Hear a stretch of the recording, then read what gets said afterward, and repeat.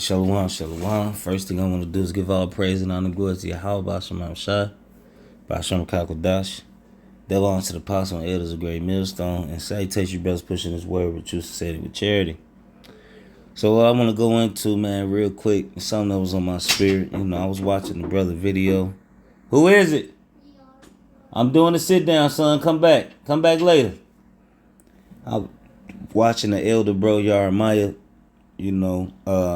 here in the Great Millstone Chicago video, and it's kind of just been on my spirit, man. About these women, man. Ain't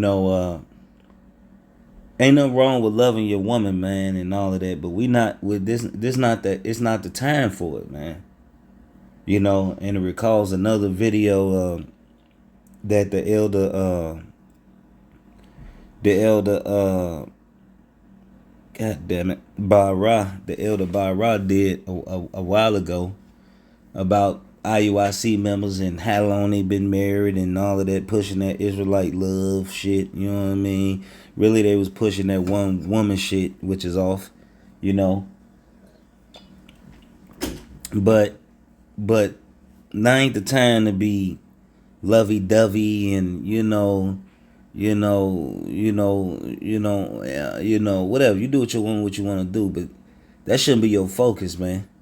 All right, it's a time to love and all that, but now it's a time for business and hunkering down.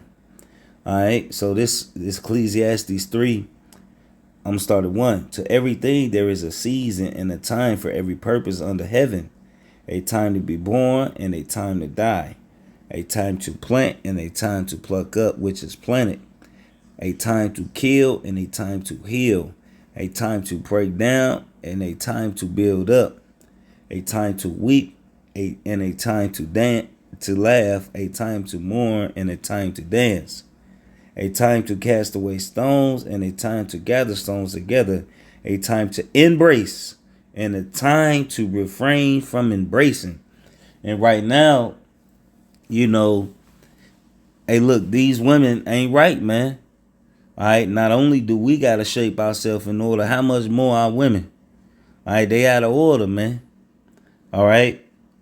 It's a time to we embrace each other in the kingdom. All right, and be all, baby, I love you, baby. It was just good to see you today. But you shouldn't be, your focus shouldn't be, on your woman or on your family. Like the scriptures say, they who have wives be though as they had none. Why? Because you're gonna be doing the work. You're gonna be busy tending to the flock. All right. Your every waking moment shouldn't be my woman, my woman, my woman, my kids, my kids, my kids. All right, don't get me wrong. I got kids too. I got a lot of them. All right. But most of the time, I'm really like a grumpy old man. I'm in my room. All right. I'm separated from it. But yeah, I do engage and I do be a father and I do be a husband and things of that nature. All right. But, I got a lot of shit on my mind. A lot of times, my wife may complain, oh, you always busy, you always doing this, you always doing that, because I'm either helping the brother or whatever I got to do to help the brotherhood, whatever the case may be, or just dealing with my own shit, trying to, get my own shit together, whatever, and just personal shit, whatever, you know, now ain't the time for, like a lot of times, sometimes I don't even engage my women, man. I like when I leave, I just leave. I don't tell them where I'm going or unless it really involves them or whatever, but most of the time, if I'm going somewhere, I just get up and leave, cause it ain't their business where I'm going. All right, but that's another day. All right, another story for another day. It says a time to get and a time to lose, a time to keep and a time to cast away, a time to rend and a time to sow, a time to keep silence and a time to speak, a time to love and a time to hate, a time for war and a time for peace. All right. So really right now, like the Lord said, who's my brother, my sister, my mother? They that do the will of my Father. And there's very few sisters, all right, that's out here doing the work, and brothers, that got wives that, is obedient to their husband. We're not all in their face trying to, hey sister, shout. Hey, look, man, we're in a, on the other side. You know what I mean? And I doubt it even be like that. You know, you know, cause hey, shalom, sister, and you keep it moving. All right, you may sit and chit chat when the brother around, but it ain't really no real deep interaction, and it shouldn't be. Right, and it shouldn't be. All right, but you got brothers who fell out this faith. All right, and who brothers in the faith who also struggle with this. All right, about sometimes putting too much attention. All right, and these women, man, and that can distract you. You know, then that can distract you from the prize, and it can catch you off guard. If like me personally, my I'm trying to get better with time management. Work, brotherhood, work, brotherhood. Deal with the family. It got to be a balance to it. But at the end all be all, Yahweh Shemam Shai comes first. All right. Yahweh Shemam Shai comes first. Now, I'm not saying don't love your woman and don't love your kids. No. But they should never come second to Yahweh Shemam Shai. All right. The Lord is first. All right. All right.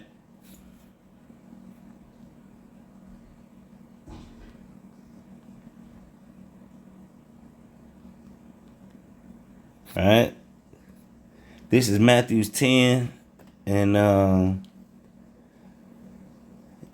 for one, hey, look, the scriptures say, marvel not if she trespass against thee. Hey, look, man, you really can't trust these women, man. I tell my women all the time, hey, look, if we have an issue, hey, look, there's the door. You don't like how I'm running it? There's the door. All right? And I made sure to never put myself in a situation again when a woman has the upper hand on me. All right? You got your mortgage in her name, or your car in her name, and you living in her house, and a lot of women will use that shit as leverage, especially the Israelite woman, man. All right, like the scriptures say, give no one the preeminence over thee, man. You should have your own shit, man. Shouldn't be leaning on no damn woman. Well, let me say this. You should have the authority over your woman. Because your woman is your help. If you decide to, whatever you decide, you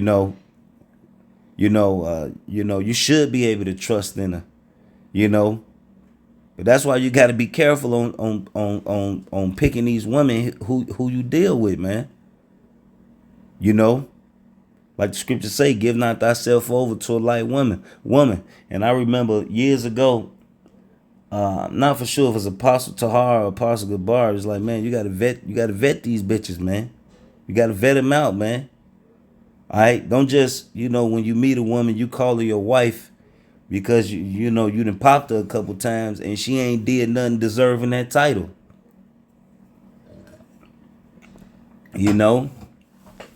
She ain't did nothing to deserve that title when honestly she's just a plaything. All right. A wife is gonna be a nurturer not only to the children. The wife is gonna be a nurturer to you as well. She's gonna make sure. It's a beautiful thing when it said when a woman's in love, she basically is a mom, man. She's a nurturer, man. All right. So when your woman, hey baby, you hungry? Hey baby, you need some? I washed your clothes. I did this. I did that. I'm going to the store. You want me to pick you up? You want to pick you up some yayan? I see you ain't got no more. Like the scriptures say, let it, be the hidden man of the heart, man.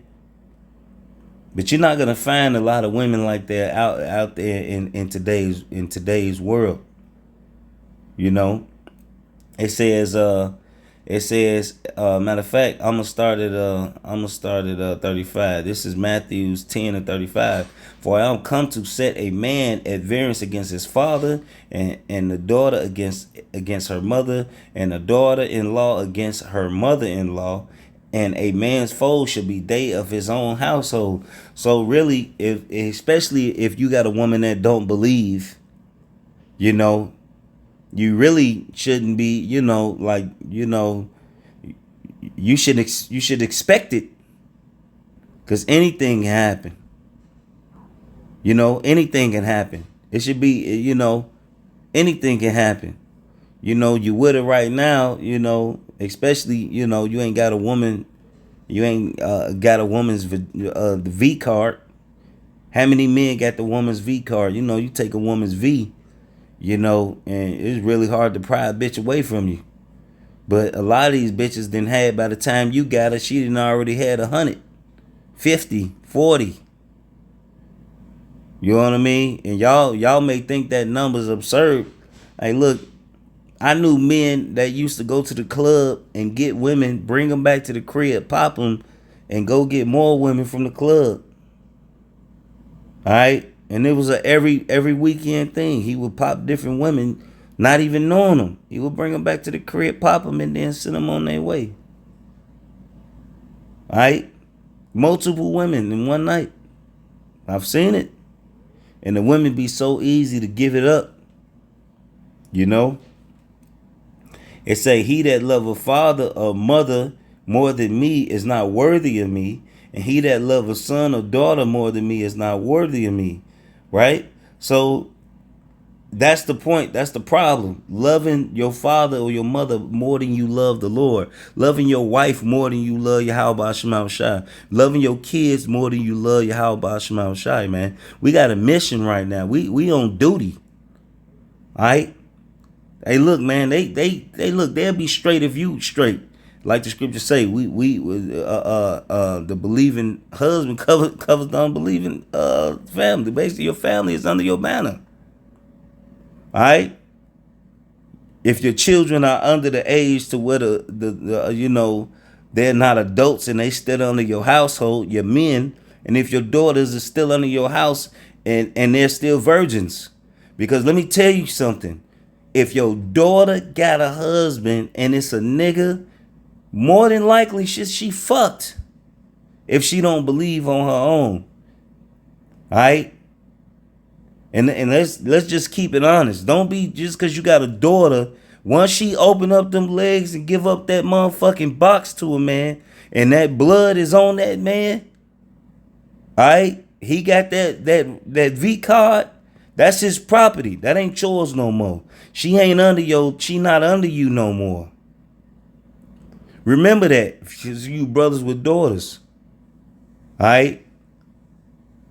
So, I mean, if it were possible, you should be trying to, hey, brother, I mean, even if the brother, at that moment, the brother's around, man, your intentions as well.